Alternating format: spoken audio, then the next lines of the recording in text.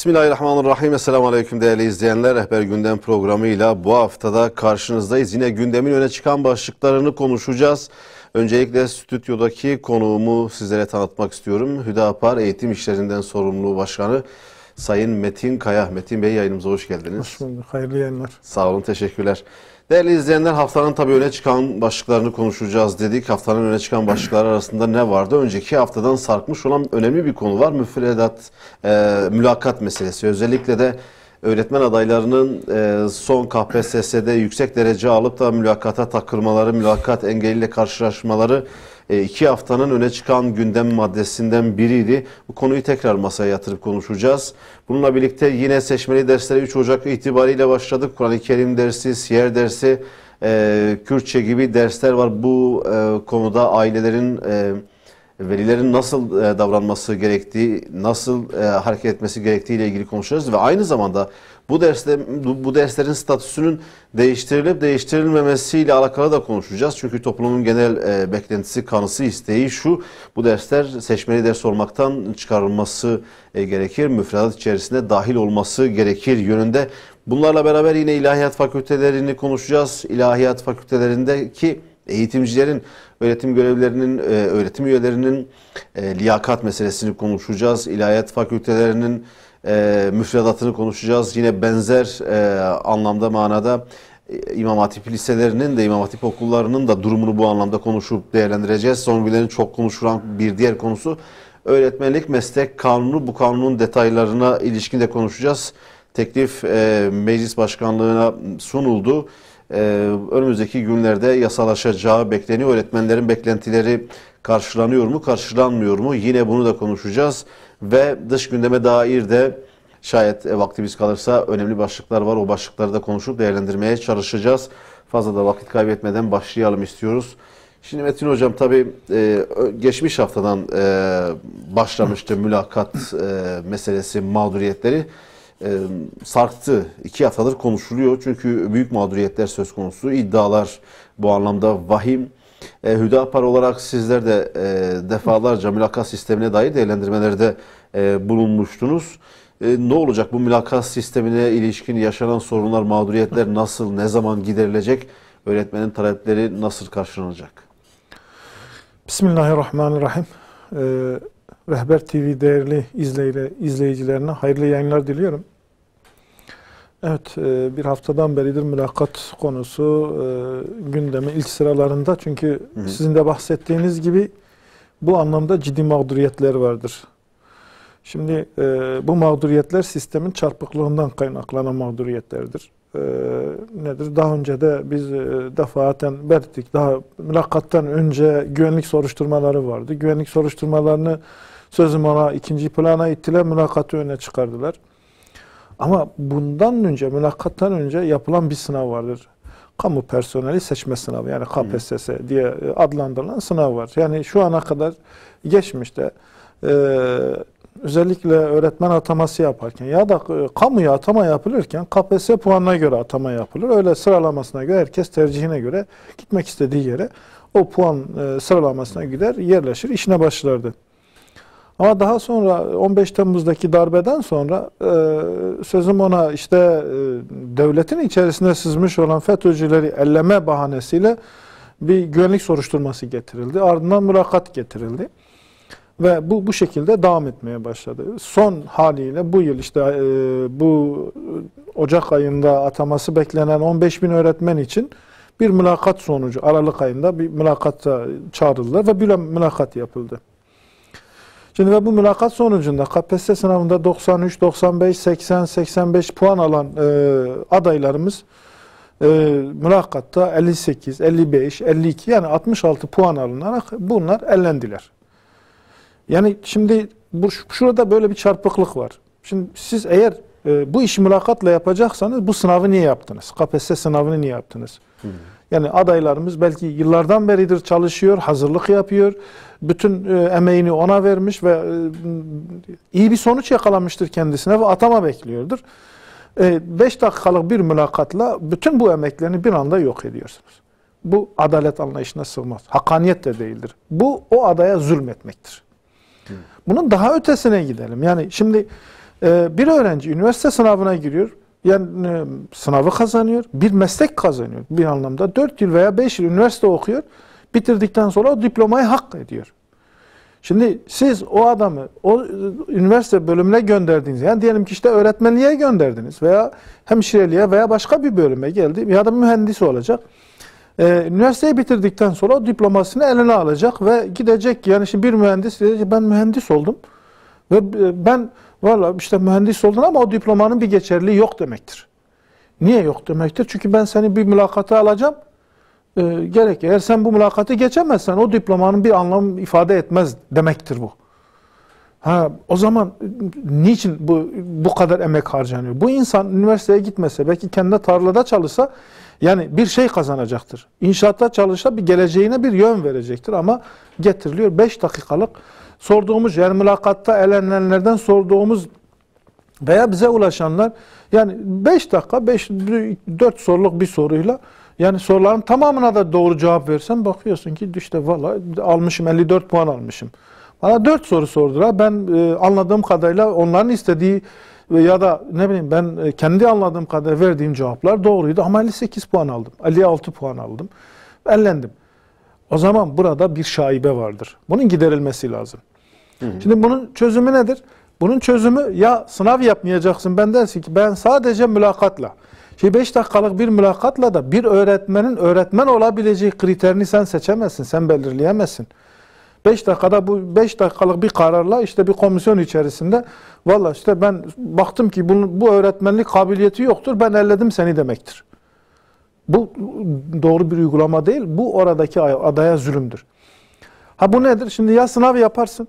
Sınavın sonucuna göre sonuç ne olursa olsun sonucu şaibe yoktur, şeffaftır. Sınav sonucuna göre aldığı puana göre yerleştirme yaparsın. Neticede üniversite sınavı da öyle değil midir? Herkes şimdi sınava giriyor. Yaptığı soru sayısına göre, gitmek istediği üniversite puanına göre yerleştirme yapılıyor. Eğer işin içinde kopya yoksa herhangi bir şaibe yok demektir. Ben o zaman mülakat yapacaksam, o zaman mülakatı şeffaf yapacağım. Mülakatı adil yapacağım. Nasıl şeffaf yapacağım? Yani şimdi mülakatın önce kriteri belli olması lazım. Şimdi o mülakata amaç nedir mülakat demek? Yani bu mülakata giren adayın öğretmen için söylüyorum veya başka kurumlar için söylüyorum. Şu anda gündemimiz öğretmen ataması olduğu için bu öğretmenin yani bu mesleği hak edebilecek nitelikte birisi olup olmadığını test etmek demektir. Başka bir anlamı yoktur ki bunu. Yani genel anlamda yansıtılmak istenen bu. Ama perde arkasında söylenen şu, yani mülakata gelen benim adamımsa geçecek. Bendense yani ya da işte adamı varsa, yani halk tabiriyle ya da dayısı varsa ya da siyasette bir etkinliği varsa bu adam mülakattan geçecek. Yok değilse bunu bir kenara itelim. Yani şimdi neticede o mülakata giren şimdi başvuranların 2 katı kadar aday. Yani diyelim ki 15.000 tane atama olacaksa mülakata çağrılan 30.000 kişidir. 15.000 kişi elenecek. Bu 15.000 kişi elenecek 15.000 kişi bana yakınlığı siyaseten yoksa o zaman bunları bir şekilde ellemem lazım. Nasıl eleyeceğim? Kaşına gözüne bakarak eleyeceğim. Zaten listem belliyse işte sen uygun değilsin deyip göndereceğim. Nasıl olacak? Bunu önce adil bir komisyon kuracaksın. Kriterleri belli olacak. Kriter bu bir de 5 dakikalık bir mülakat da değil. Bu iş uzmanların işi olacak. Yani o mülakata giren bir insanın yani orada kendi meslek bilgisiyle ilgili test edilecek. Ya sınav yeterli bulunmuyor mu Metin Bey? Yani sadece sınav üzerinden yerleştirmeler, atamalar format olarak sınav, yani şimdi biz o sınavı çok iyi yapan birisi çok iyi bir öğretmen olacak diye bir kaide yoktur. Şimdi neticede masa başında oturup iyi ders çalıştığın zaman o sınavı iyi geçersin, iyi bir puan alırsın. Ama sahaya indiğinde, alana indiğinde o çalışmanın çoğunlukla sana bir faydası yoktur zaten. Çünkü sınavda sorulan yani genel kültür, genel etik ve meslek bilgisiyle ilgili, yani alan dediğimiz, yani diyelim ki herhangi bir işte Türkçe, matematik, fen dersleriyle ilgili alan bilgisiyle ilgili soru sorulur. Şimdi bu meslek, öğretmenlik mesleği çoğunlukla öğretmen olunduktan sonra öğreniliyor. Çünkü bizim eğitim sistemimizde öğretmeni önceden yetiştirecek bir format yoktur. Eğitim fakültelerinde öğretmen olarak yetişmiyor zaten. Teorik olarak sadece orada ders görüyor. Yani o öğretmen eğitim fakültelerinde kısa bir süre, birkaç günlüğüne bir okulda bir staja gidiyor. O kadar yani. O yeterli bir yetiştirme alanı değildir. Ha, başta söyledim. Şimdi bir format uygulayacaksın, uygulamak zorundasın. Çünkü senin alacağın sayı sınırlıdır. Bu sınırlı sayıda alacağın öğretmen çerçevesinde bir elleme olacaktır. O zaman sen şimdi bu ellemeyi KPSS ile yapacaksan KPSS olacak. Yok, ha ben onun üstüne bir mülakat getiriyorum diyorsan o zaman bu mülakatı adil bir şekilde yapacaksınız.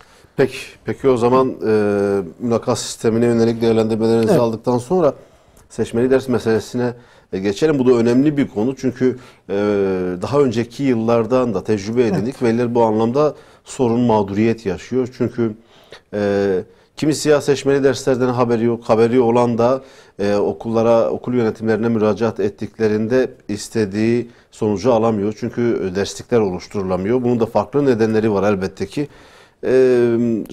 Önce önerinizi alalım. Yani bu seçmeli derslerle ilgili velilerin yapması gerekenler ne olmalı? Veliler nasıl davranmalı? Hangi dersler çocukları için seçilmeli? Ondan sonra da bu derslerin statüsünü de konuşalım.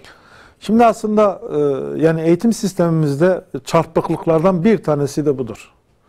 Yani bir veli, bir öğrenci ya da bir kendi veli, kendi öğrencisinin ders görmek istediği bir alanda o alanda ders görme şansı yoktur. Okul idaresinin inisiyatifine bırakılmış ya da işte adına seçmeli denilerek bir de o seçmeli derslerin tablosuna bir bakın. Zaten tablo da tamamıyla yani kültürümüzden, inancımızdan böyle uzak bir tablodur. Ders geneli için söylüyorum.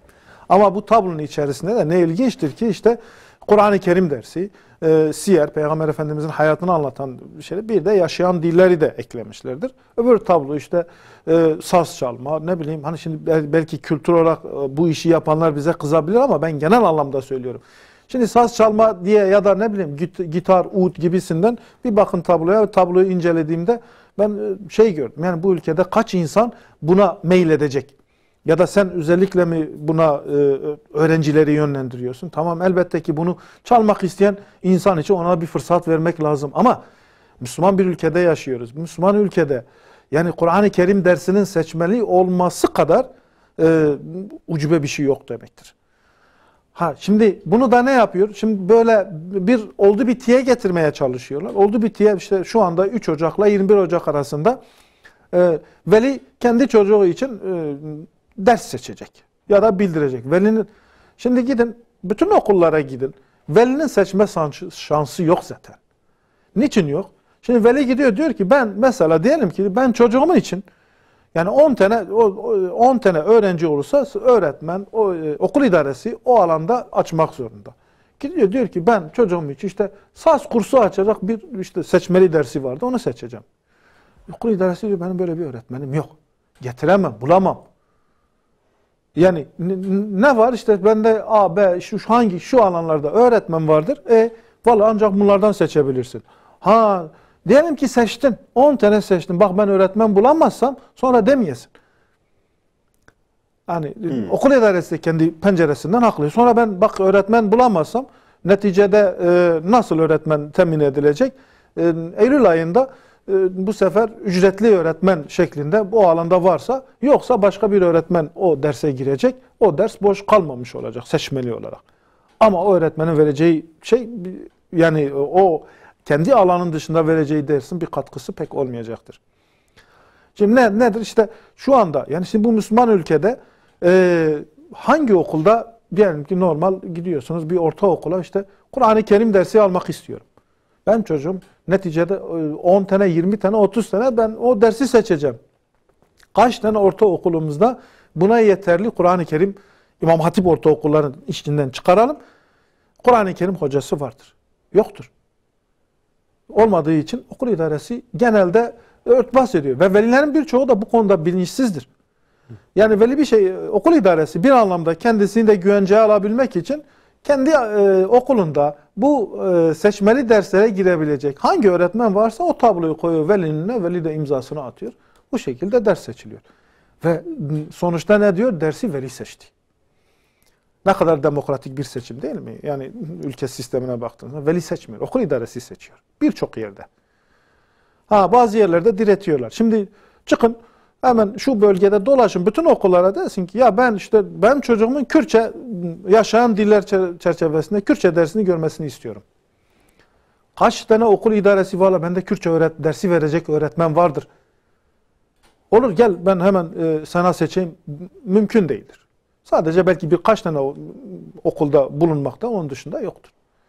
Ne olur? O da ayrı bir sorun aslında, Kürtçenin seçmeli ders olması, ki partinizin bu anlamda evet.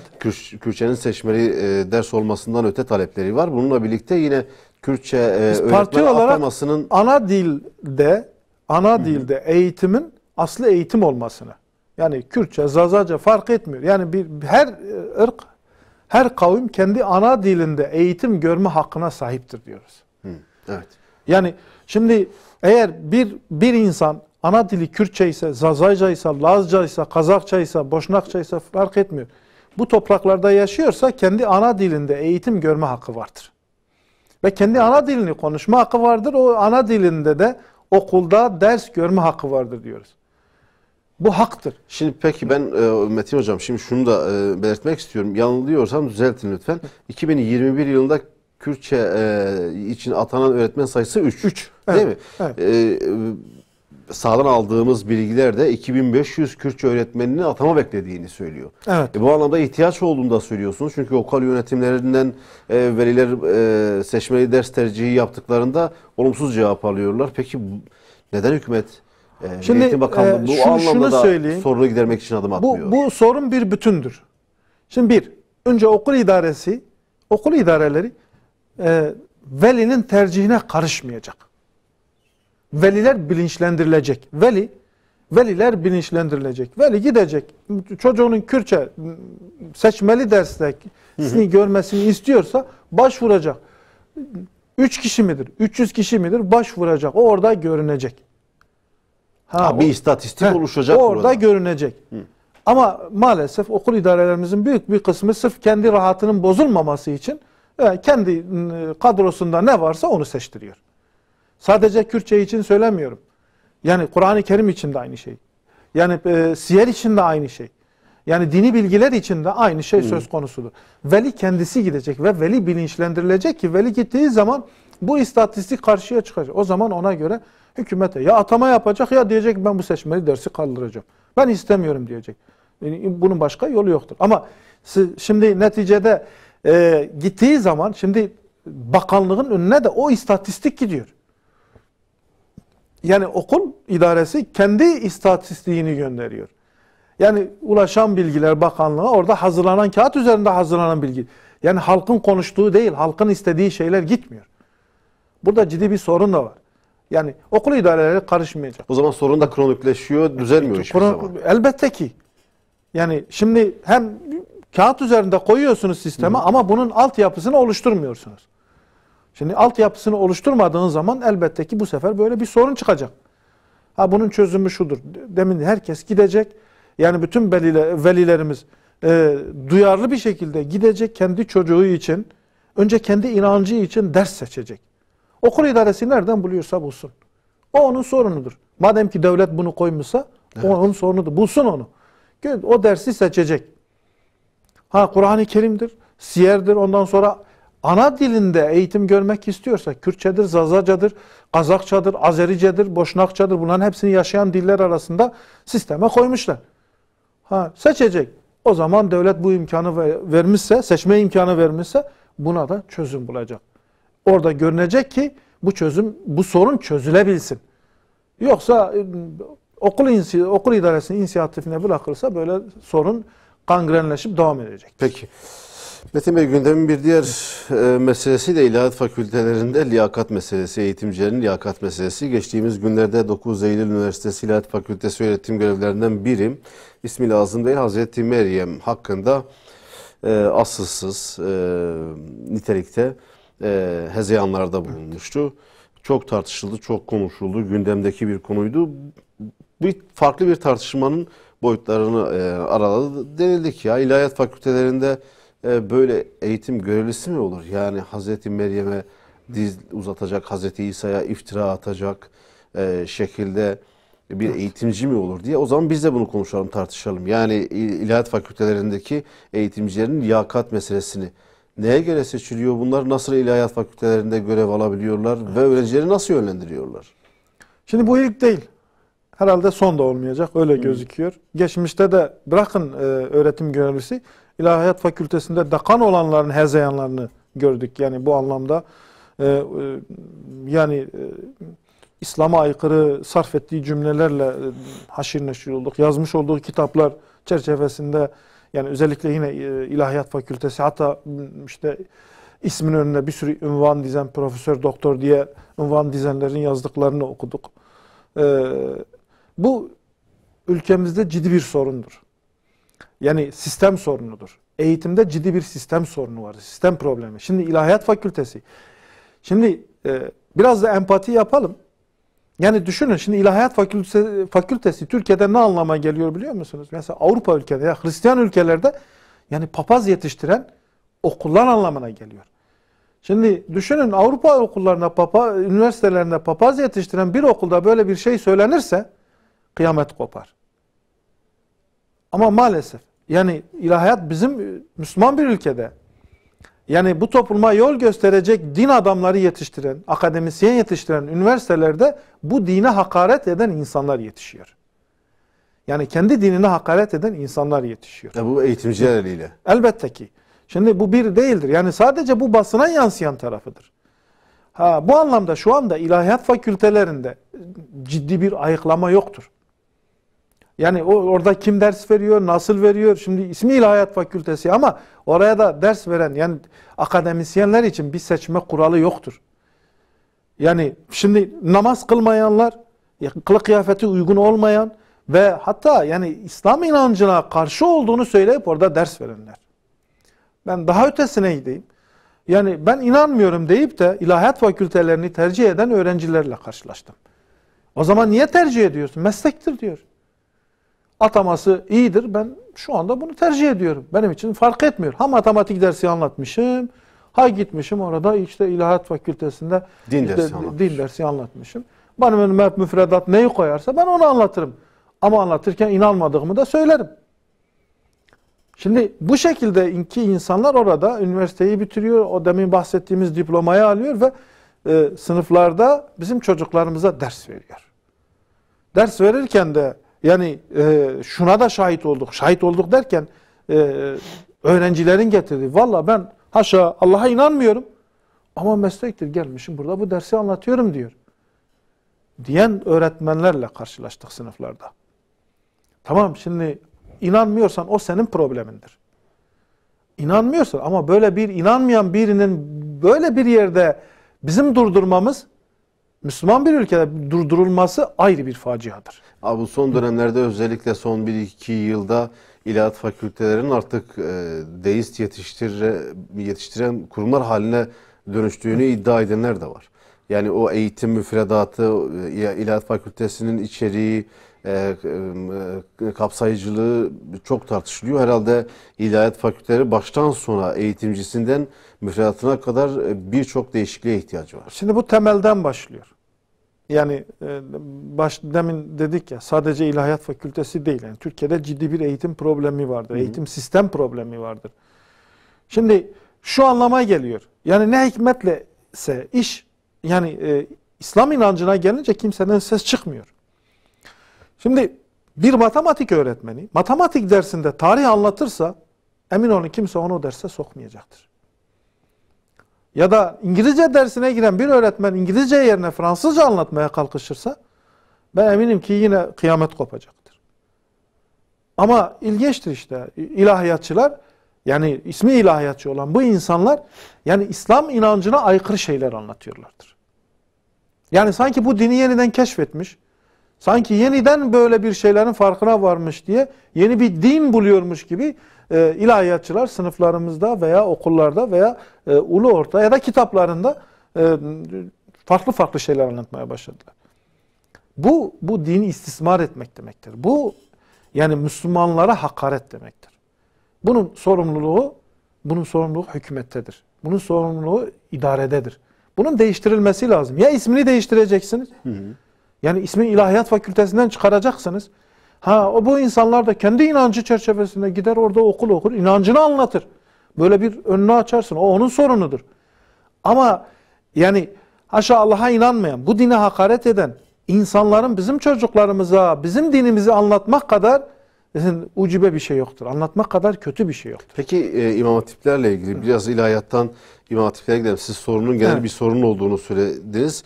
Yani daha temelden yaşanan sorunların olduğuna işaret ettiniz. İmam Hatiplerde durum nasıl? İmam Hatiplerde de özellikle eğitimci anlamında nitelik meselesi, bu anlamda ehliyet, liyakat meselesi nasıl? Orada müfredatta ne gibi sorunlar var? Hiç fark yoktur. Aynı. Yani İmam Hatiplerde, şimdi bakın İmam Hatiplerin tarihten gelen bir süreci vardır. Şimdi İmam Hatipler işte 1924'te Tehfid-i Tedrisat Kanunu çerçevesinde medreseler kapatıldı. Medreseler kapatıldıktan sonra toplumda şöyle bir boşluk oluştu. O dönemki işte sözüm ona Cumhuriyet rejimi cenazeleri kaldıracak, cenaze namazı kıldıracak imam ya da hoca bulamayınca tekrardan böyle bir isimle işte ilahiyat İmam Hatip diye bazı İmam Hatip okulu olarak başladı. Bir süre sonra İmam Hatip okulu okuyan o dönemde okuyanlar ise dini öğrenmekten çok dine düşmanlık çerçevesinde yetiştirildiler ve sadece öğrendikleri şu işte cenaze namazı kıldırmak, cenaze yıkama. Bu çerçevede yetiştirildiler. Bir süre sonra kapandı. Süreci böyle devam ederek geldi. 1951 mi 52'de tekrar yeniden açıldılar. Demokrat hükümeti Adnan Menderes döneminde.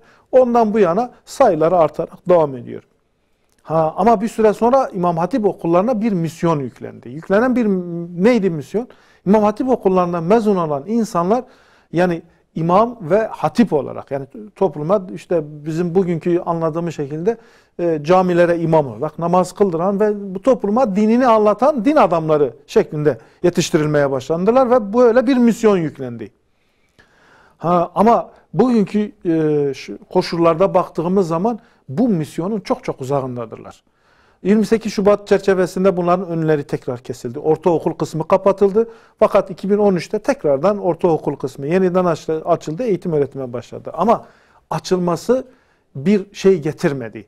Yani evet bir artısı vardı. Sayısının artması açısından bir şey vardı. Yani çocuklarını bu okullarda okutmak isteyen veli için var İmam Hatiplere yönelik. Evet. Yani bir ilgi var. Yani neticede Müslüman bir ülkeyiz. Müslüman bir halkız. İnsanlarımız çocuklarının dini duygularla yetişmesini istiyorlardır. Ve böyle bir okula ihtiyaç var ve gönderiyorlar da. Ama gönderiyorlar netice şu anda birçok velimizden duyduğumuz şudur diyor. Yani normal bir liseye gönderseydi belki daha iyi olurdu. Niçin? Çünkü okullardaki ortam ise normal düz lisedeki ortamdan çok çok daha kötü olmuş. Niye kötü olmuş? Çünkü orada yani oraya giden öğrenciler, gönderilen öğrencilerde liyakat konusu aranmıyor. Aynı şekilde öğretmen de öyledir. Şimdi İmam Hatip okullarına öğretmen atamayla gelir.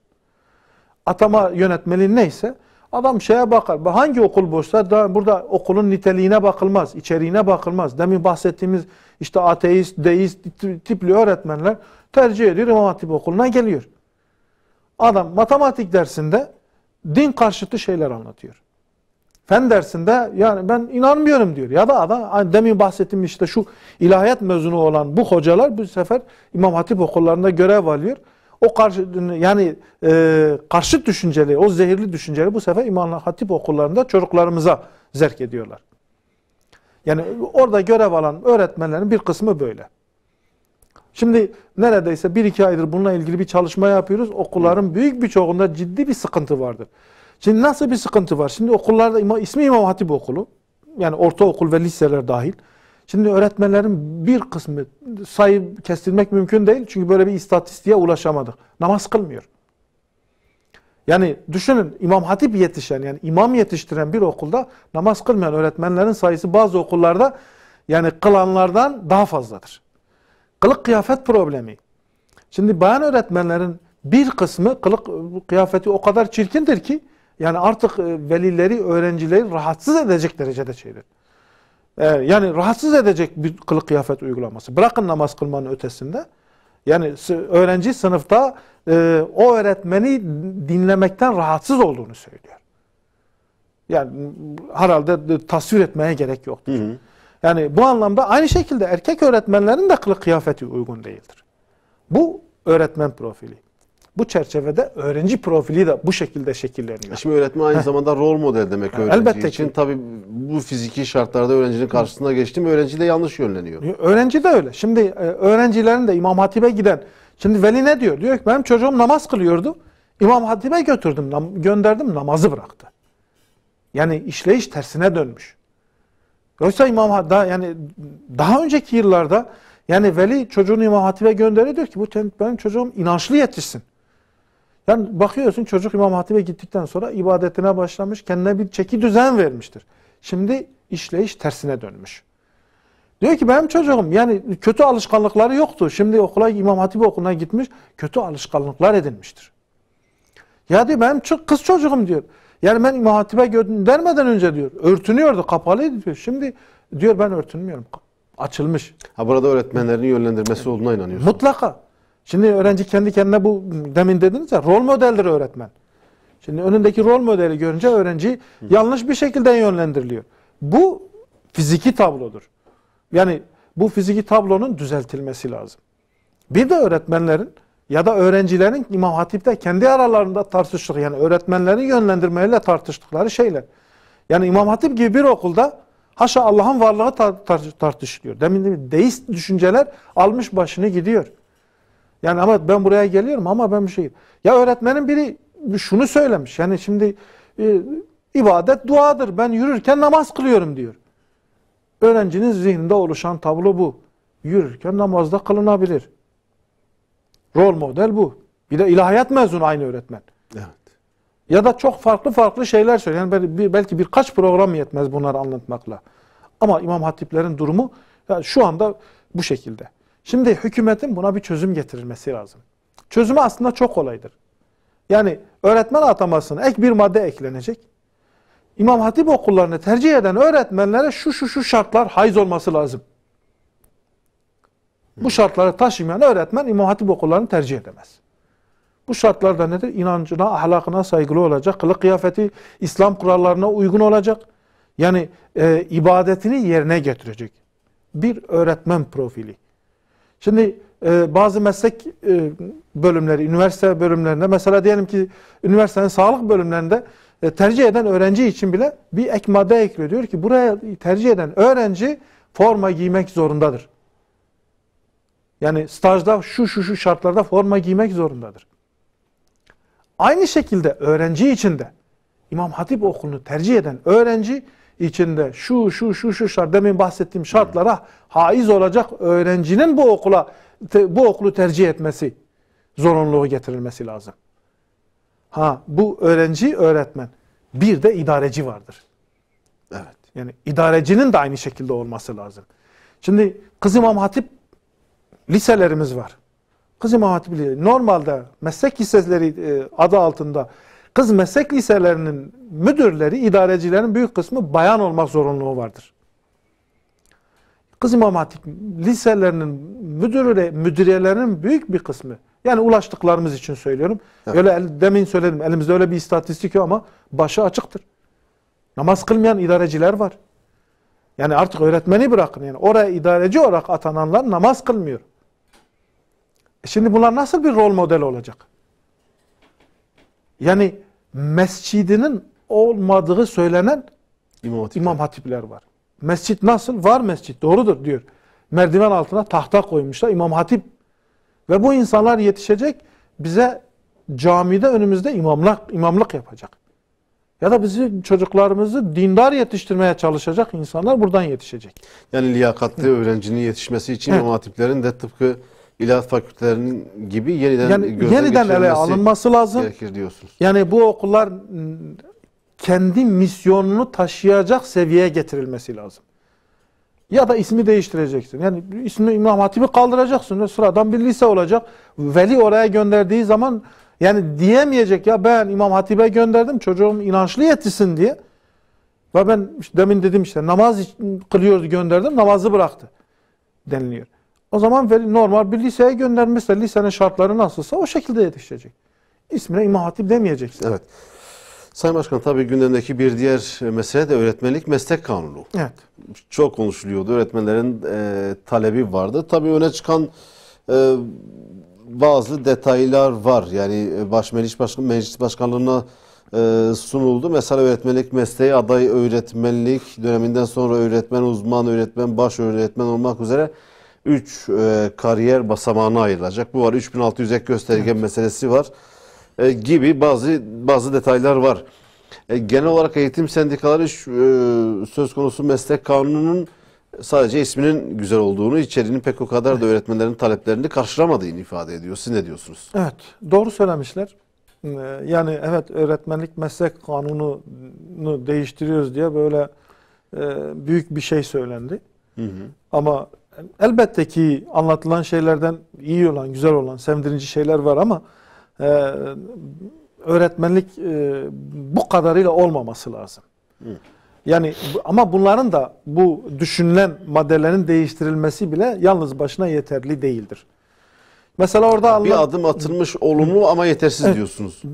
Ben hemen madde söyleyeyim. Buyurun. Şimdi sözleşmeli öğretmenle kadrolu öğretmeni aynı seviyeye getireceğiz deniliyor. Tamam mı? O öyle bir madde eklenmiştir.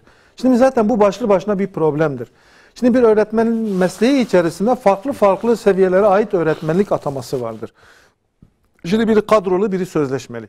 Bunun ötesinde bir de ücretli öğretmen ataması vardır. Yani hepsi aynı işi yapıyor ama hepsinin şartları daha farklı.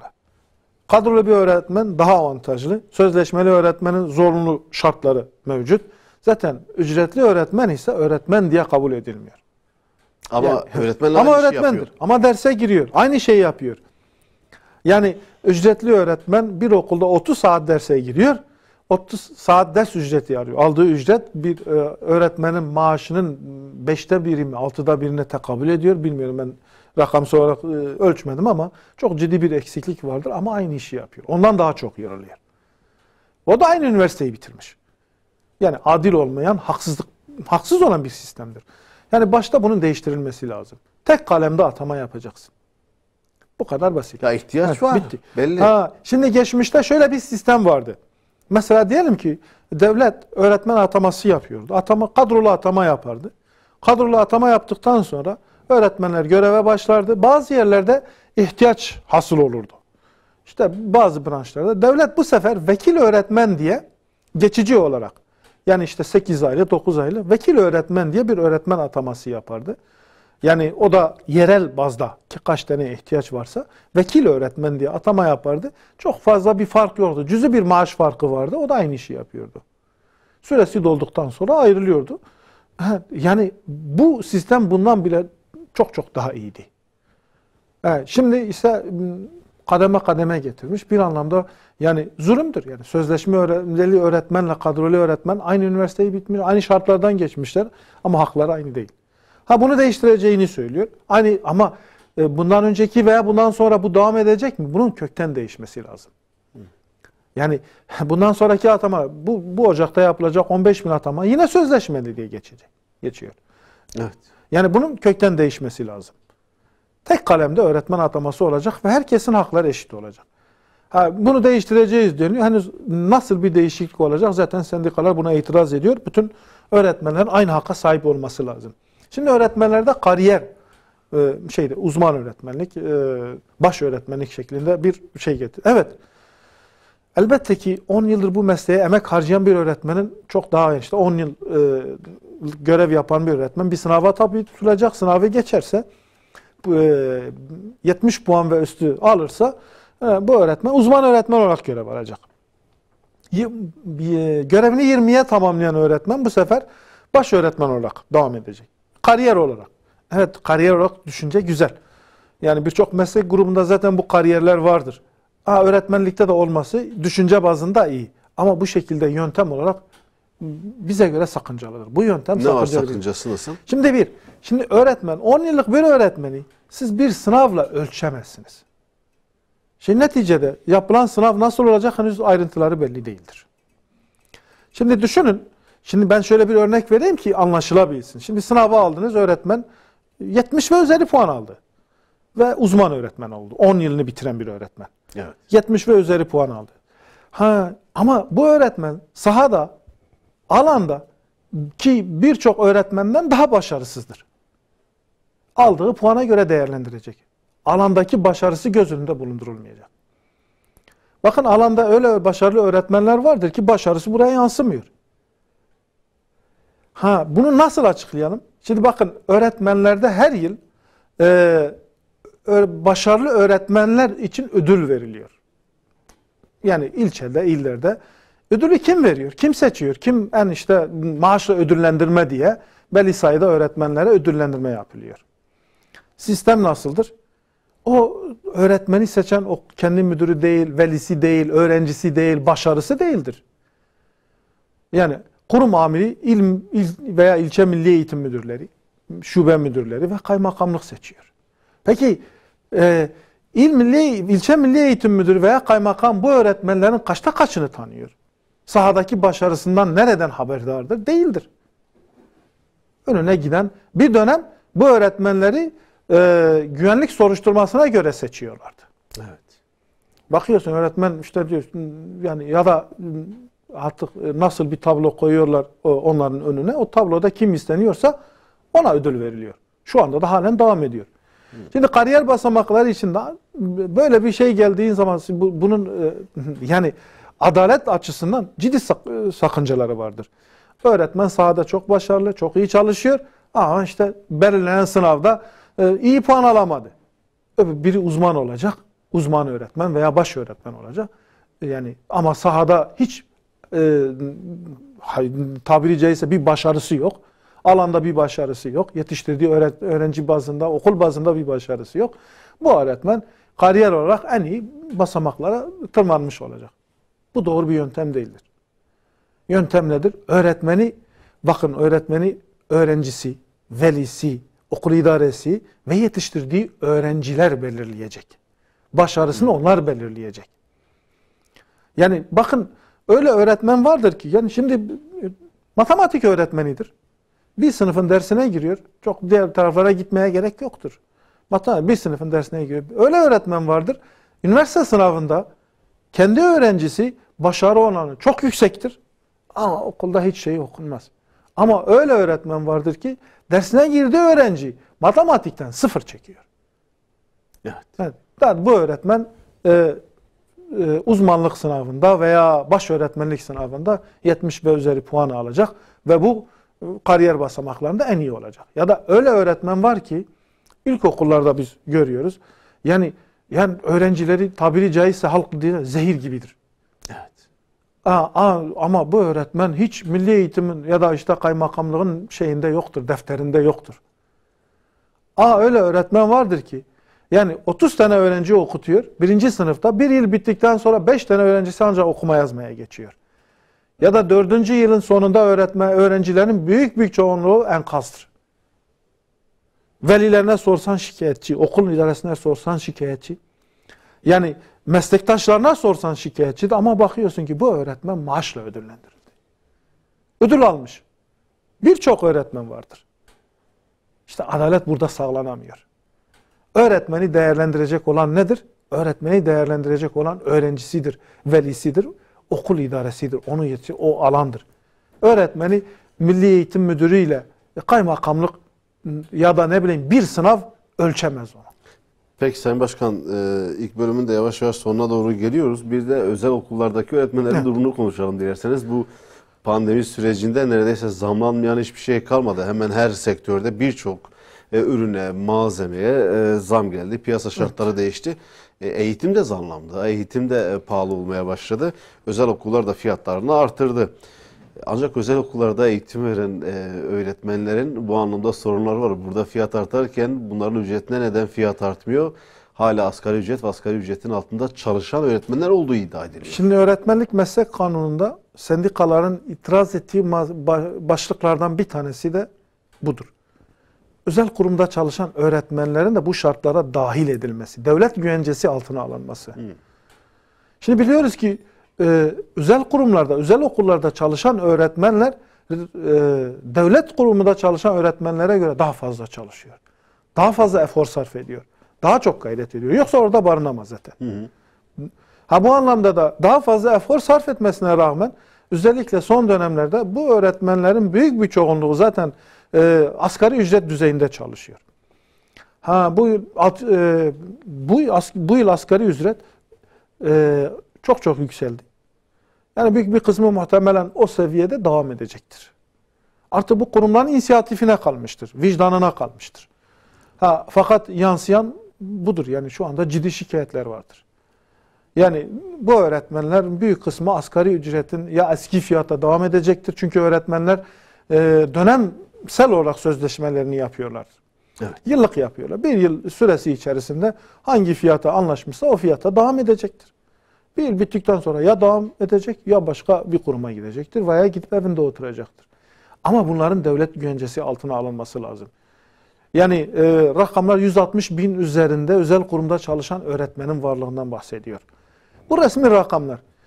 Bir de girişi olmayan öğretmenler vardır. Yani diyelim ki bir özel kurumda birkaç gün çalışan veya ne bileyim buna benzer öğretmenlerin varlığından bahsediliyor. Part-time çalışanlar da var çok yani, sayıda. Bunların girişi yapılmıyor. Part-time dediğin işte bunların girişi yapılmıyor. Resmiyette bunlar gözükmüyor.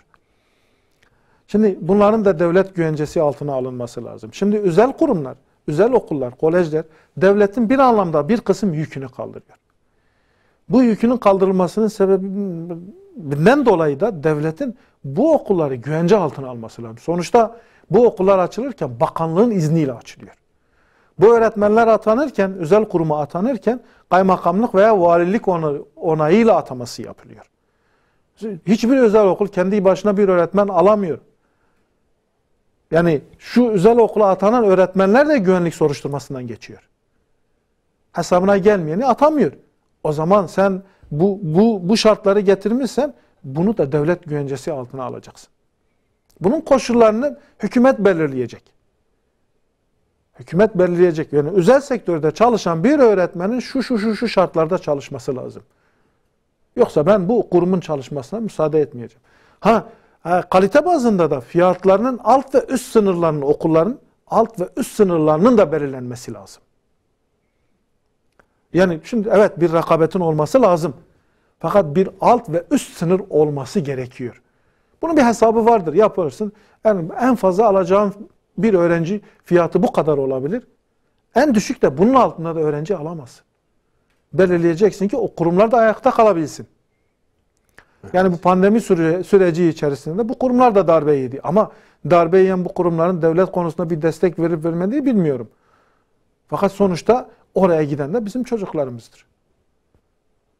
Evet belki imkanı olan veli buraya gönderiyordur. Fakat neticede orası da bir eğitim kurumudur. Orası da devlet onayıyla açılmıştır. Devletin, hükümetin yani milli eğitim belirlediği kanunlar çerçevesinde eğitim veriyor. O zaman sen böyle bir çerçeve koymuşsansa onun öbür kısmını da yani işin mali kısmını da devlet güvencesinin altına alınması lazım. Ya da devlet kontrolü altına alması lazım ki orada çalışan öğretmen de mağdur olmasın, personel de neticede bu kurumu çalıştıran insanlar da bu kurumdan yani en azından onlar da mağdur olmasın. Yani bir bütün olarak düşünmek gerekiyor. Evet. Peki Sayın Başkan çok teşekkür ediyoruz. İlk bölümün sonuna geldik. Küçük bir ara verelim. Aradan sonra inşallah tekrar devam edeceğiz. Değerli izleyenler, Rehber Gündem'de haftanın özellikle de eğitime dair öne çıkan başlıklarını konuştuk programımızın ilk bölümünde. İkinci bölümde ise biraz İslam coğrafyasında yaşananları, dış gündemi konuşacağız. Saat başında tekrar buradayız. Yeni bir karar.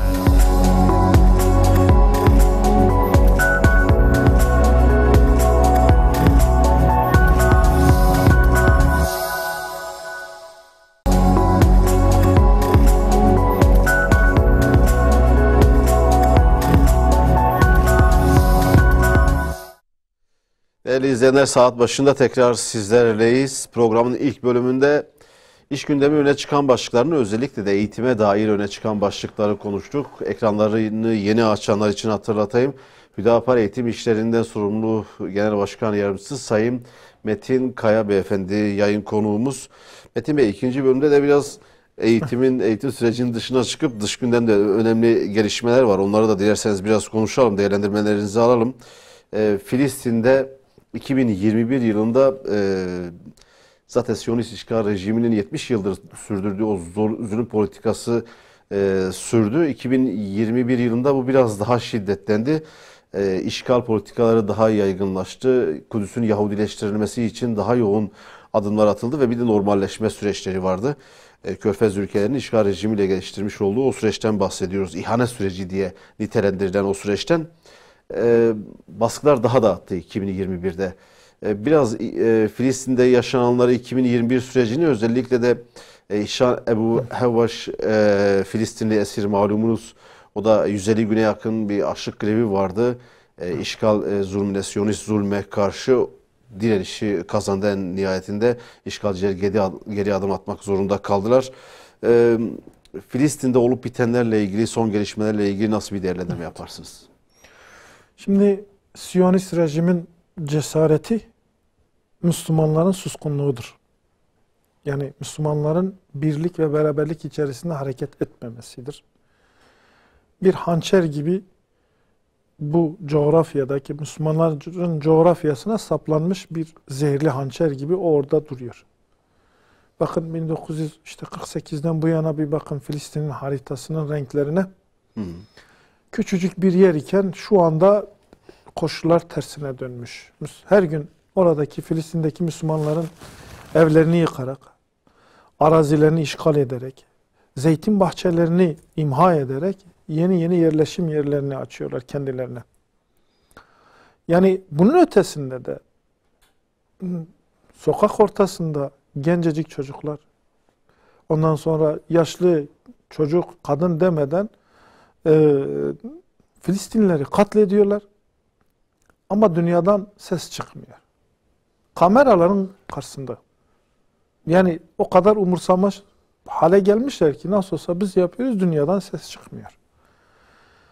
Şimdi gayrimüslim ülkeler dediğimiz ülkelerde bir problem yoktur. Zaten onların derdi değildir bu coğrafya. Yani onlar 3 maymunu da oynayabilir, başka türlü de yapar. Ama bu coğrafya Müslüman bir coğrafyadır. Sorun Müslümanlardır. İşte demin dediğiniz şekilde İsrail ya da Siyonist rejim sözüm ona Müslüman ülkelerle normalleşmeye gidiyor. O kadar çok rahattırlar ki geçmişte birçok ülke bu Siyonist rejimi tanımazken bugün artık büyükelçilik açılıyor. Bugün ilişkiler geliştiriliyor. Yani artık geçmişte perde arkasında gizli yaptıkları şeyleri şimdi aşikar yapıyorlardır. Şimdi bu şartlarda da artık yani zalim bir rejimin artık yapamayacağı bir şey yoktur. Çünkü kimse ses etmeyecektir. Yani bugüne kadar işgal rejiminin, Siyonist rejimin aleyhinde Birleşmiş Milletler'de aleyhinde alınan kararların hangisi uygulandı? Hiçbiri uygulanmadı ve hiçbir yaptırım yapılmadı. Oysa yani ABD dünyanın bir köşe, bakın bugün Kazakistan'da olay vardır. İşte burnunu sokuyor değil mi?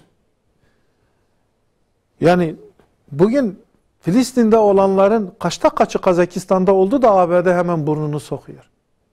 Niye? Çünkü orada onun istemediği bir rejim vardır.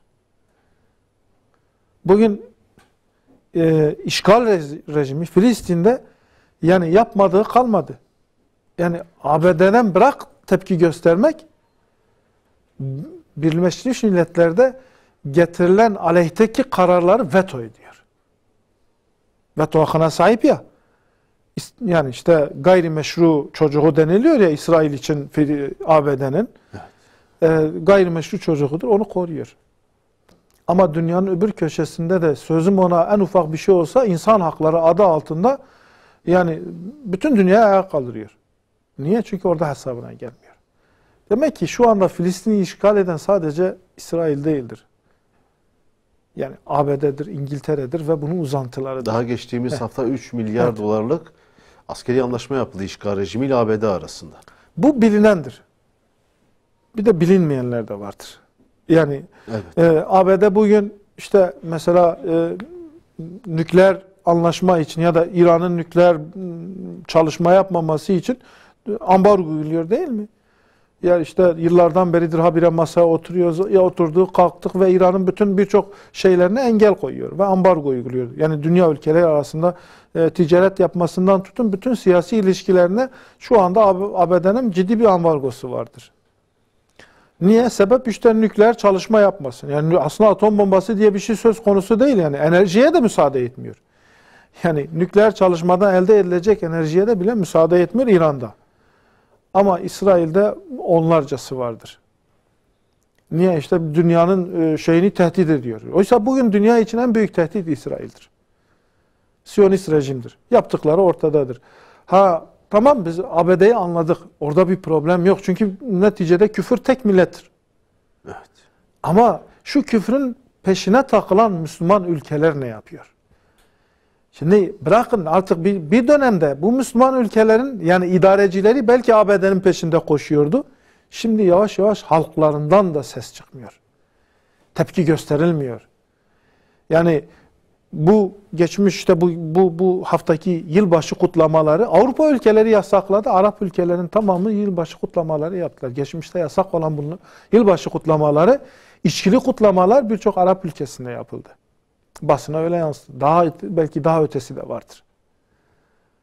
Yani bu şımarıklığın vermiş olduğu bir neticedir. Müslüman ülkelerin idarecileri ciddi bir şekilde şımarmışlardır. Ve halkları da sessiz kalıyor. Bundan dolayı da Siyonist işgal rejimi Filistin'deki zulmünün boyutları her geçen gün daha da büyüyor. Filistinli Müslümanlar büyük Ses zulme gelmedikçe düşer oluyor. onlar yapmaya devam edeceklerdir. Maalesef. Ya. Afganistan'a dilerseniz devam Evet. edelim. Malumunuz 40 yıllık bir işgal sürecinden bahsediyoruz. Önce Sovyetlerin işgaline maruz kaldı Afganistan. Kısa bir süre Afganlar kendi ayakları üzerinde durmaya çalıştı ama sonra ABD işgali bu defa başladı. 20 yıllık da ABD işgali vardı. Toplamda 40 yıllık bir işgal sürecinden bahsediyoruz. Ülke tahrip oldu, büyük bir yıkım yaşadı. Siyasi kaos, istikrarsızlık, ekonomik burhan ve neticede Afganistan'da koca bir hiç var. Özellikle de ekonomik olarak altyapı ve üst yapı tamamen tahrip olmuş. 20 yılın sonunda işgalciler NATO şemsiyesi altında Amerika'nın öncülüğünde başlatılan o işgal süreci sona erdi. Kaçmak zorunda kaldılar Afganistan'dan, hezimete uğradılar. Ancak Afganistan yönetimi şu günlerde şunu ifade ediyor. Evet, işgal sona erdi ama ekonomik savaş başlattılar. Amerika'nın, ABD'nin, Afgan Merkez Bankası'nın yaklaşık 10 milyar dolarlık parasına el koyduğu malumunuz bloke edilmiş ve bu para bırakılmıyor. Afganistan'da büyük bir ekonomik kriz var, insani kriz var. Açlık kapıda, insanlar ilaç alamıyor tedavi olabilmek için. Afganistan'da ne oluyor, ne olacak? İslam ülkeleri Afganistan'da istikrarın sağlanması için ne yapmalı? Hiçbir şey yapmıyorlar. Evet. Şu anda görünen bu. Şimdi Afganistan'da önce komünizm kaybetti. Şimdi de emperyalizm kaybetti. Ve zaten dünya bu iki blok arasında gelip gidiyor. İkisi de kaybetti. Kazanan neydi? Kazanan İslam'dı. Ve iki blok da İslam'a düşmandırlar. İki blok da İslam'a düşman olduğu için yani yani insanlık onların umurunda değildir. Onlar oradaki kazancına bakıyorlar. Yani bugün bu iki blok ya da emperyalizm dünyanın birçok ülkesini halen sömürmeye devam etmiyorlar mı? Bir yanda insanlar açlıktan perişan iken kendi ülkelerindeki insanlar ise o insanların kat kat fazlasını doyuracak kadar israf yapıyorlardır.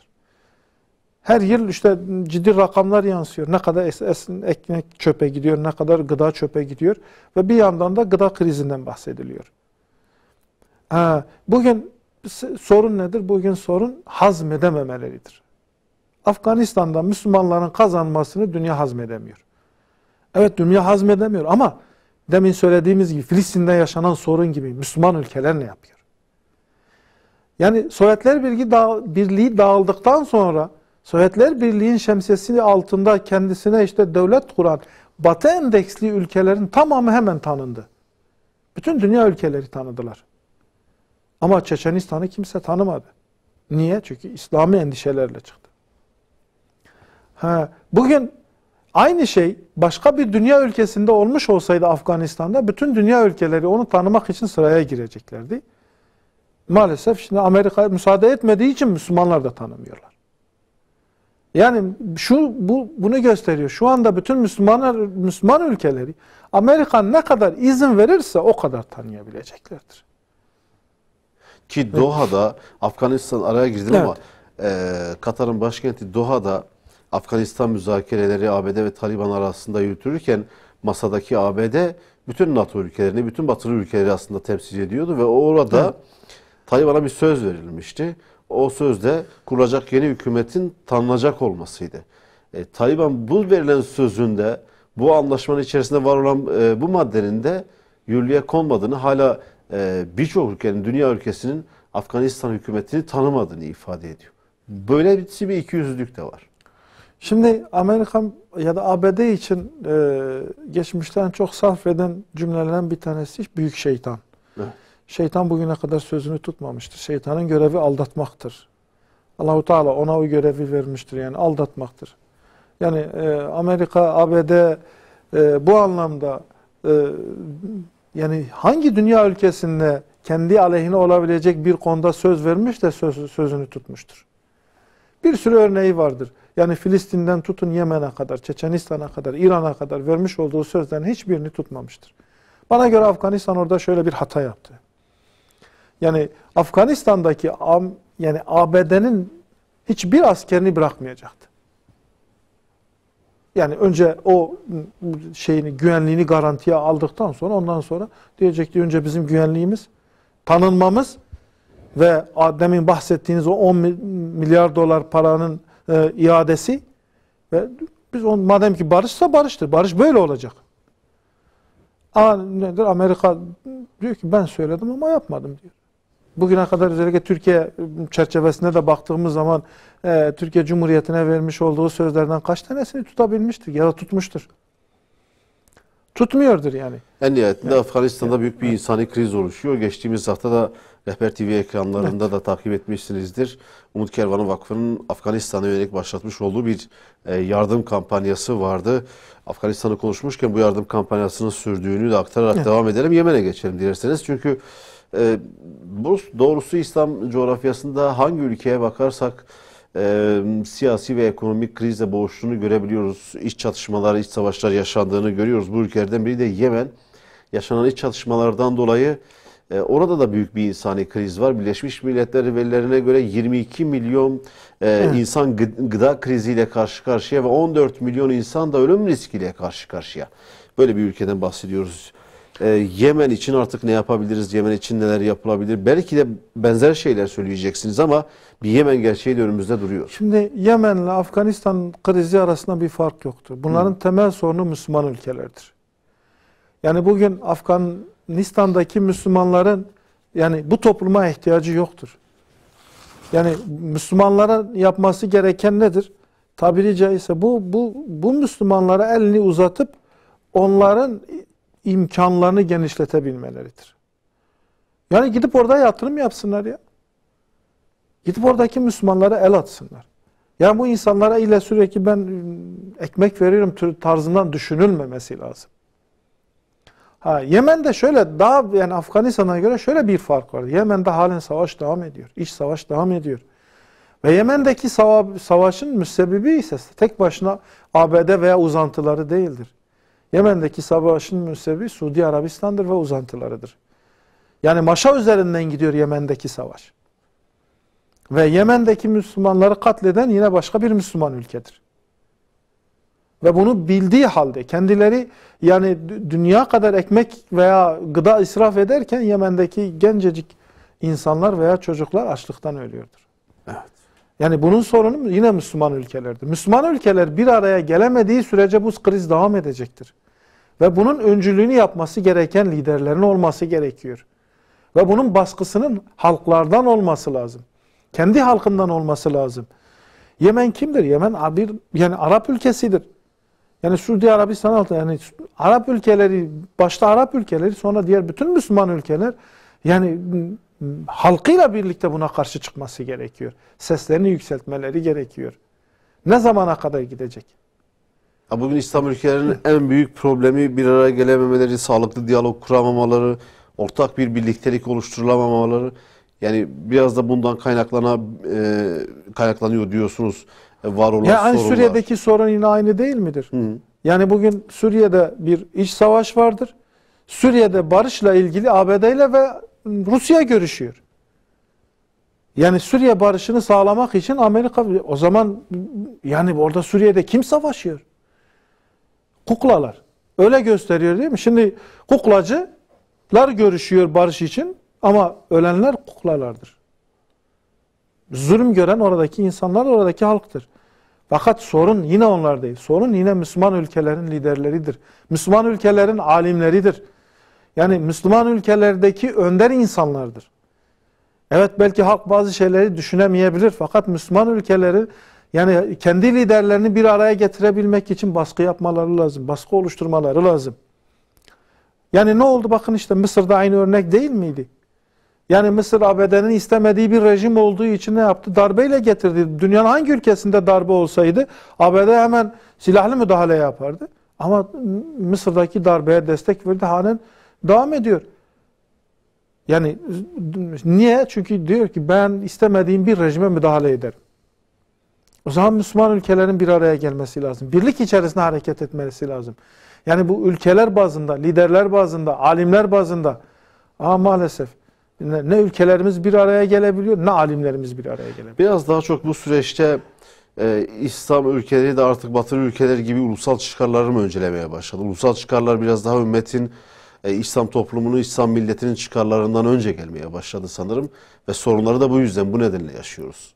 Yani benim kanaatim ulusal çıkarları da bir tarafa bıraktılar. Yani artık Yani insan bu kadar liderler vurdum duymaz olabilir kendi mi?